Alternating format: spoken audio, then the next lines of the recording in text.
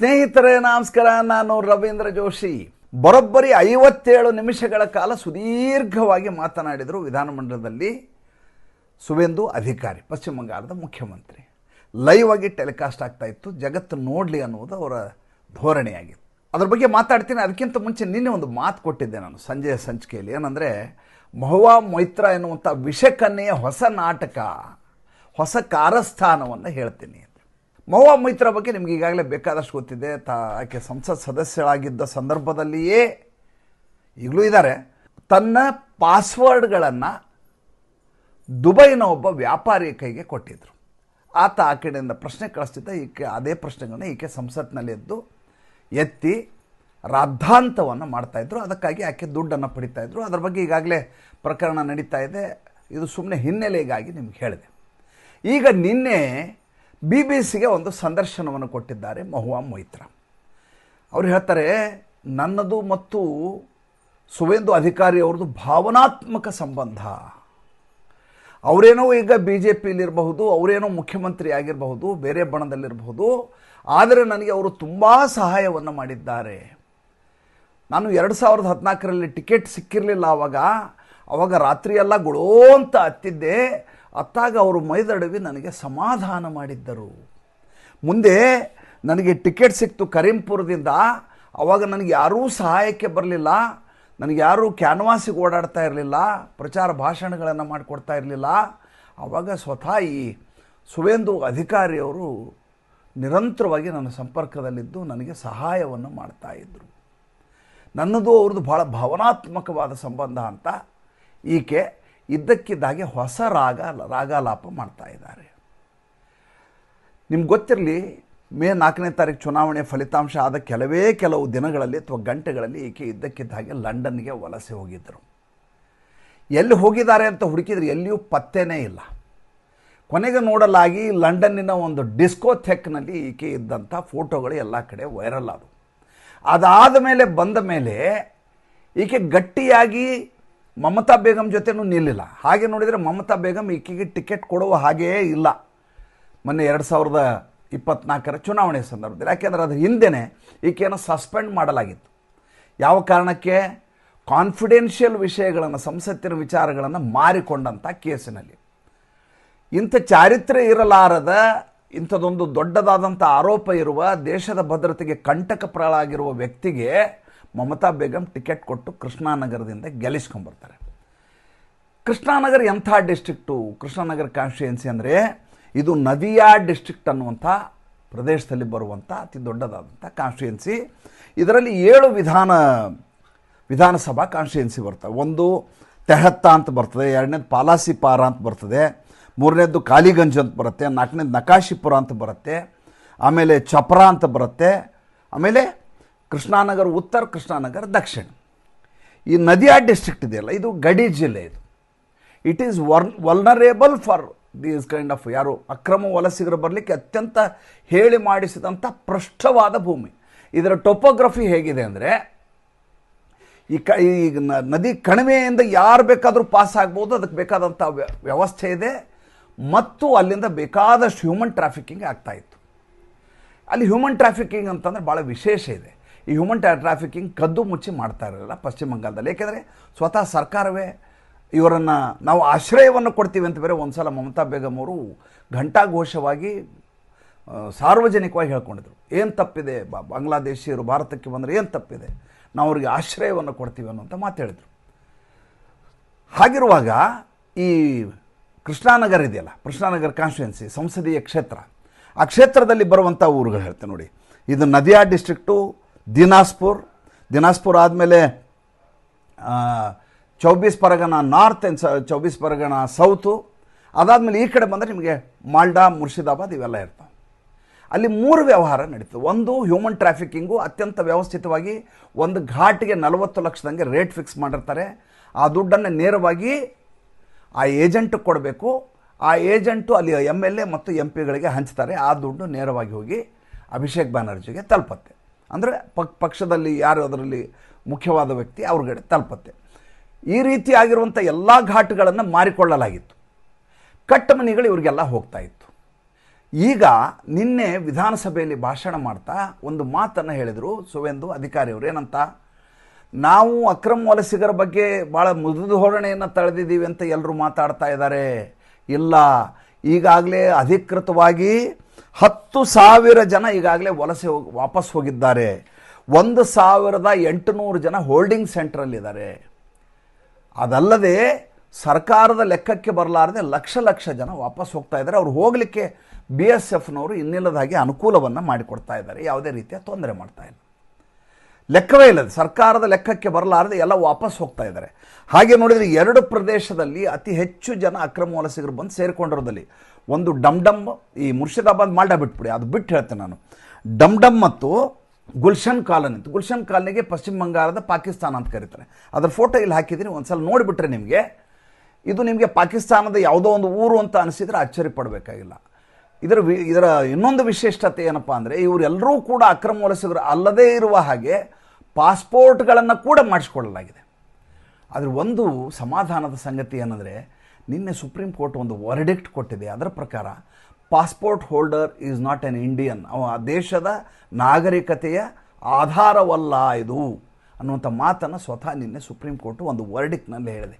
ಹೀಗಾಗಿ ನನ್ನ ಕಡೆ ಪಾಸ್ಪೋರ್ಟ್ ಇದೆ ಅಂತ ಇನ್ನು ಮುಂದೆ ಹೇಳೋ ಹಾಗಿಲ್ಲ. ಇಷ್ಟು ದಿವಸ ಆಧಾರ್ ಕಾರ್ಡೇ ನಮ್ಮ ಪೌರತ್ವದ ಪ್ರಮಾಣ ಪತ್ರ ಅಂತ ಗಲಾಟೆ ಮಾಡಿದರು ಮೊದಲು. ಅದಾದಮೇಲೆ ಪಾಸ್ಪೋರ್ಟ್ ಇದ್ರೆ ಅಗತ್ಯ ಆದರು. ಈ ಪಾಸ್ಪೋರ್ಟು ಕೂಡ ಪೌರತ್ವದ ದಾಖಲೆ ಅಲ್ಲ ಅಂತ ಸುಪ್ರೀಂ ಕೋರ್ಟ್ ಹೇಳಿದೆ. ಈಗ ಇವ್ರನ್ನೆಲ್ಲ ಒಕ್ಕಲೆಬ್ಬಿಸೋ ಕೆಲಸ ಮಾಡಬೇಕು. ಯಾವುದು ಗುಲ್ಶನ್ ಕಾಲನಿದು ಮಾಡಬೇಕು, ಡಮ್ದು ಮಾಡಬೇಕು. ಇವು ಅತ್ಯಂತ ಜನಸಾಂದ್ರತೆ ಇರುವಂಥ ಪ್ರದೇಶಗಳು. ನಾನು ಹೇಳ್ತಾ ಇದ್ದದ್ದು ಈ ನದಿಯಾಡ್ ಡಿಸ್ಟ್ರಿಕ್ಟ್ ಬಗ್ಗೆ ಹೇಳ್ತಾ ಇದ್ದೆ. ಮಹುವಾ ಮೊಯ್ತ್ರಾ ವಿಚಾರಕ್ಕೆ ಸಂಬಂಧಪಟ್ಟ ಹಾಗೆ, ಮಹುವಾ ಮೊಯ್ತ್ರಾ ಅವರ ಕಾನ್ಸ್ಟಿಟ್ಯೂನ್ಸಿಯಲ್ಲಿ ಬರುವಂಥ ನದಿಯಾಡ್ ಡಿಸ್ಟ್ರಿಕ್ಟು, ಇಲ್ಲಿ 3 ರೀತಿಯ ಟ್ರಾಫಿಕ್ಕಿಂಗ್ ಆಗುತ್ತೆ. ಒಂದು ಮಾನವ ಕಳ್ಳ ಸಾಗಣೆ, 2ನೇದು ಅಕ್ರಮ ಶಸ್ತ್ರಾಸ್ತ್ರಗಳನ್ನು ಬಾಂಗ್ಲಾದೇಶ ಭಾರತದ ಮಧ್ಯೆ ಹಂಚಿಕೊಳ್ಳೋದು, 3ನೇದು ಡ್ರಗ್ ಸ್ಮಗ್ಲಿಂಗ್. ಈ ಎಲ್ಲ ದುಡ್ಡು ಕೂಡ ಈಕೆಗೆ ಬರ್ತಿತ್ತು. ಈಕೆ ಯಾವ ಮಟ್ಟಿನ ದುಡ್ಡಿನ ಲೋಭಿ ಅಂದರೆ, ಯಾವ ರೀತಿಯ ದುರಾಸೆ ಈಕೆಗೆ ಅಂದರೆ, ಒಂದು ವ್ಯಾನಿಟಿ ಬ್ಯಾಗ್ 1.5-2 ಲಕ್ಷ ರೂಪಾಯಿ ವ್ಯಾನಿಟಿ ಬ್ಯಾಗ್ಗೋಸ್ಕರ ಜಗಳ ಮಾಡಿ ಒಬ್ಬ ಬಿಸ್ನೆಸ್ ಮ್ಯಾನ್ ಹತ್ರ, ಹೇಳಬೇಕಾಗಿಲ್ಲ ಆತನ ಹೀರಾನಂದಾನಿ ಅಂತ, ಗಲಾಟೆ ಮಾಡಿರುವಂಥ ದಾಖಲೆಗಳಿದ್ದಾವೆ. ದುಡ್ಡಿಗಾಗಿ ಏನು ಬೇಕಾದರೂ ಮಾಡುವಂಥ ಹೆಣ್ಮಗಳಿಗೆ ಈಕೆಯ ಮೇಲೆ ಈಗ ಪ್ರಕರಣ ಶುರುವಾಗ್ತವೆ.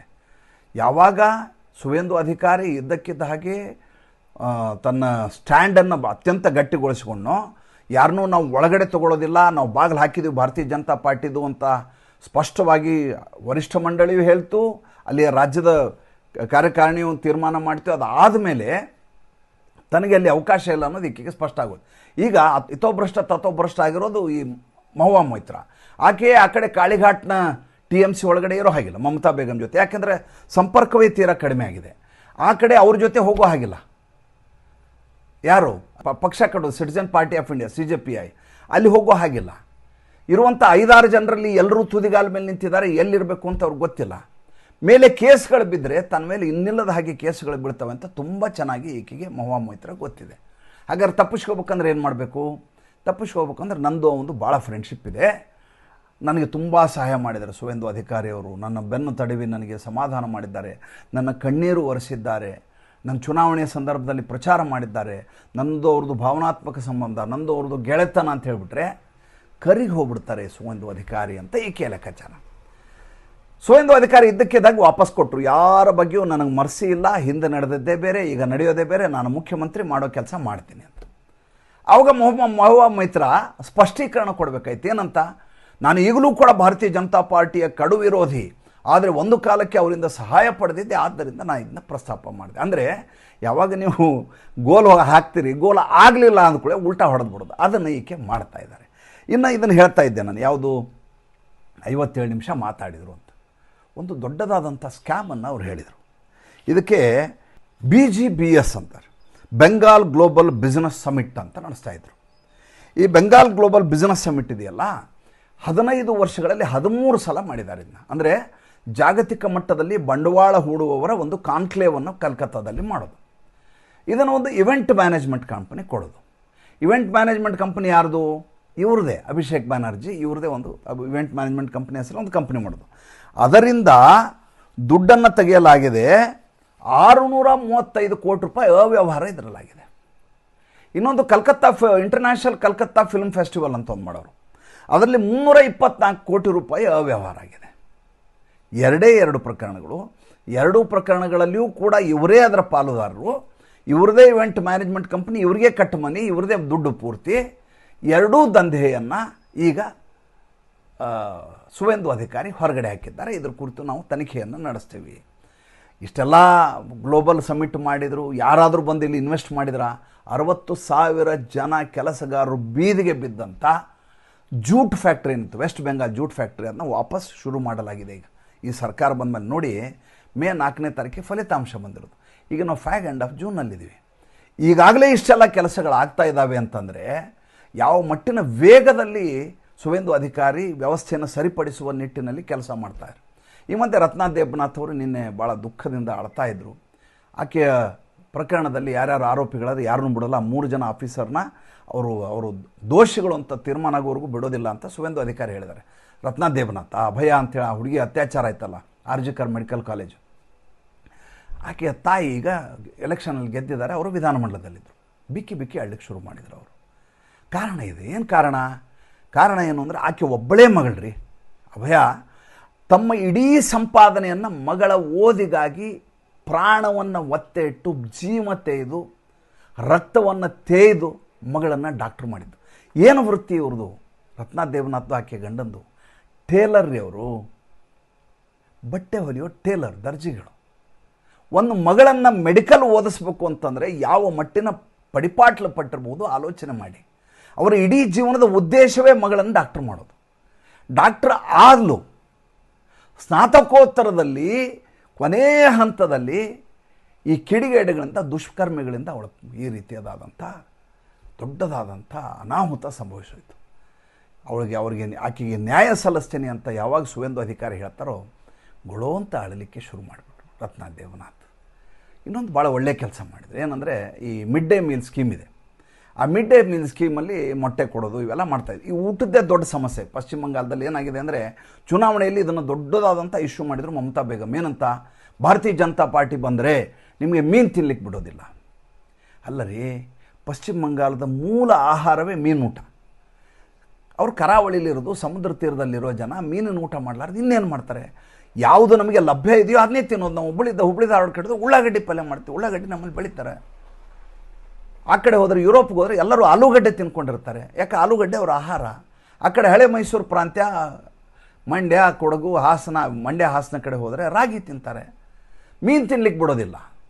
ಕೊನೆಗೆ ನರೇಂದ್ರ ಮೋದಿ ಪರಿಸ್ಥಿತಿ ಎಲ್ಲಿ ಬಂತು ಅಂದರೆ, ಮೀನುಗಳನ್ನ ಹಿಡ್ಕೊಂಡು BJP ಅವರು ಎಲ್ಲ ಕಡೆ ಊಟವನ್ನು ಮಾಡಿಸ್ಬೇಕಾದ ಅನಿವಾರ್ಯತೆ ಬಂತು. ಈಕೆ ಸ್ಕೂಲ್ನಲ್ಲಿ ಮಿಡ್ ಡೇ ಮೀಲ್ ಅಂತ ಕೊಡೋಳು, ₹6.20 ಕೊಡೋರು. ಊಟ ಒಂಚೂರು ಚೆನ್ನಾಗಿರ್ತಿರ್ಲಿಲ್ಲ. ಈಗ ಇದನ್ನು ಇಸ್ಕಾನ್ಗೆ ವಹಿಸಿಕೊಟ್ಟಿದ್ದಾರೆ ಸುವೇಂದು ಅಧಿಕಾರಿಯವರು.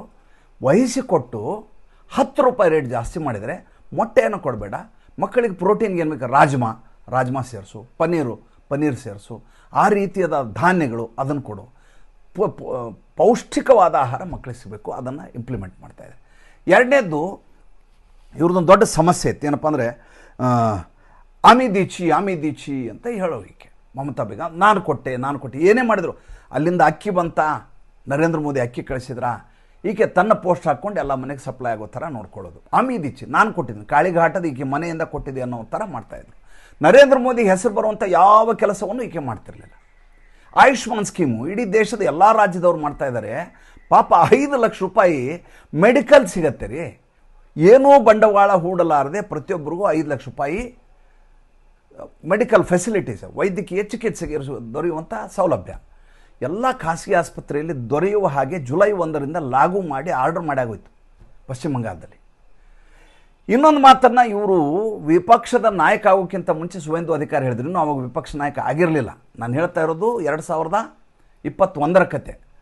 ಅವಾಗ ಈತನ ವಿಪಕ್ಷ ನಾಯಕ ಮಾಡಿರಲಿಲ್ಲ, ಅವಾಗಿನ್ನೂ ಹೊರಗೆ ಬಂದು. ಆಮೇಲೆ ಇವರಿಬ್ಬರದು 36 ಆಕಡ ಅಂತಾರೆ, 36 ಅಂತ ನಮ್ಮಲ್ಲಿ ಹೇಳೋದು. ಅಭಿಷೇಕ್ ಬ್ಯಾನರ್ಜಿಯಿಂದ ಹೊರಗೆ ಬಂದಿರುವಂಥ ವ್ಯಕ್ತಿ ಸುವೇಂದು ಅಧಿಕಾರಿ. ಅಭಿಷೇಕ್ ಬ್ಯಾನರ್ಜಿಯ ನರನಾಡಿಗಳಿಗೆ ಆತನಿಗೆ ಗೊತ್ತು. ಆವಾಗಲೇ ಈತ ಒಂದು ಮಾತು ಹೇಳಿದರು, ಈತ ಒಂದಲ್ಲ ಒಂದು ದಿವಸ ದೇಶ ಬಿಟ್ಟು ಓಡಿ ಹೋಗ್ತಾನೆ, ಈತನ ಸರ್ಕಾರ ಜಾಸ್ತಿ ದಿವಸ ನಡೆಯೋದಿಲ್ಲ ಮಮತಾ ಬೇಗಂದು, ಇವತ್ತಿಲ್ಲ ನಾಳೆ BJP ಬರ್ತದೆ, ಅದಕ್ಕೋಸ್ಕರ ಅಭಿಷೇಕ್ ಬ್ಯಾನರ್ಜಿ ತನ್ನ ಲೀಫ್ ಆ್ಯಂಡ್ ಬೌಂಡ್ ಅನ್ನುವಂಥ ಕಂಪ್ನಿ ಏನಿದೆಯಲ್ಲ, 16 ಆಸ್ತಿ ಇರೋ ಕಂಪ್ನಿ ಅದು. ಜೊತೆಗೆ ಇವರು ಗುತ್ತಿಗೆ ಮಾಡ್ತೀನಿ, ಮನೆ ಮಟೀರಿಯಲನ್ನು ಸಪ್ಲೈ ಮಾಡ್ತೀವಿ, ಯಾವುದು ಸಿಮೆಂಟು, ಇದನ್ನು ಜಲ್ಲಿ ಕಲ್ಲು, ಎಲ್ಲ ಇಟ್ಟಿಗೆ ಎಲ್ಲ ಸಪ್ಲೈ ಮಾಡೋ ಕಂಪ್ನಿ ಅಂತ, ಇನ್ನೊಂದು ಇವೆಂಟ್ ಮ್ಯಾನೇಜ್ಮೆಂಟ್ ಎಲ್ಲ ಅವ್ರದ್ದೇ ಲೀಫ್ ಆ್ಯಂಡ್ ಬೌಂಡ್ ಅಂತ. ಇದರ ದುಡ್ಡನ್ನು ರಷ್ಯಾಗೆ ಕಳಿಸ್ತಾ ಇದ್ದಾರೆ ಅಂತ ಅವತ್ತೇ ಆರೋಪ ಮಾಡಿದರು. ರಷ್ಯಾದಲ್ಲಿ ಒಬ್ಬ ಬಾರ್ ಡ್ಯಾನ್ಸರ್ ಇದ್ದಾಳೆ, ನ್ಯೂಡ್ ಬಾರಲ್ಲಿ. ಆಕೆ ಈತನ ಸ್ನೇಹಿತೆ.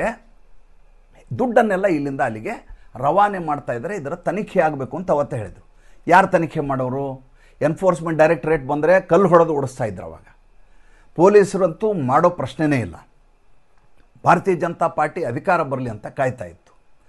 ಯಾವಾಗ ಅಧಿಕಾರ ಬಂತೋ ಈತ ಪರಾರಿ ಆಗ್ತಾನೆ ಅಂತ ಖಚಿತ ಆಗಿ ಹೋಯಿತು. ಹೀಗಾಗಿ ಆತನ ಮೇಲೆ ಆರ್ಡರ್ ತರಲಾಯಿತು. ಈತ ಫ್ಲೈಟ್ ರಿಸ್ಕ್ ಅಂತ, ಅಂದರೆ ಈತ ಫ್ಲೈಟ್ನಲ್ಲಿ ಓಡಾಡಬಾರ್ದು ಅಂತ ಆರ್ಡರ್ ತರಲಾಯಿತು.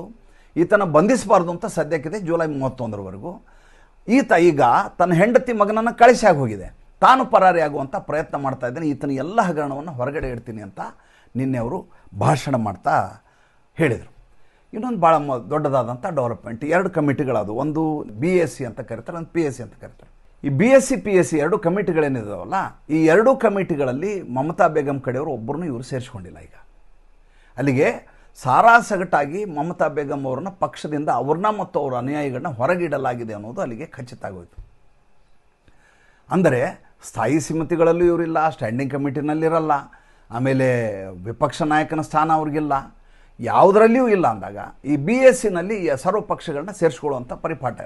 ಅಲ್ಲಿ ಕೂಡ ಇವ್ರನ್ನ ಯಾರನ್ನೂ ಸೇರಿಸ್ಕೊಂಡಿಲ್ಲ. ಅಲ್ಲಿಗೆ ಮಮತಾ ಬೇಗಂ ಅವರ ರಾಜಕೀಯ ಭವಿಷ್ಯ ಹೆಚ್ಚು ಕಮ್ಮಿ ಮುಗಿದಂಗೆ ಲೆಕ್ಕ. ಆದರೆ ಈಕೆ ಮೇಲಿರುವಂಥ ಮೊಕದ್ದಮೆಗಳು ಶುರು ಆಗ್ತಾವಲ್ಲ, ಅದು ತುಂಬ ಕುತೂಹಲಕಾರಿಯಾದಂಥ ವಿಚಾರ. ಏಕೆಂದರೆ ಒಂದಲ್ಲ ಒಂದು ಪ್ರಕರಣದಲ್ಲಿ ಈಕೆ ಕೈವಾಡ ಇದ್ದೇ ಇರುತ್ತೆ. ಅದನ್ನು ಒಂದೂ ಬಿಡಲಾರದೆ ನಾನು ಇಷ್ಟೂ ವರ್ಷದ ತನಿಖೆಯನ್ನು ಮಾಡಿಸ್ತೀನಿ ಅಂತ ನಿನ್ನೆ ಭಾಷಣದಲ್ಲಿ ಸುವೇಂದು ಅಧಿಕಾರಿ ಹೇಳಿದರು.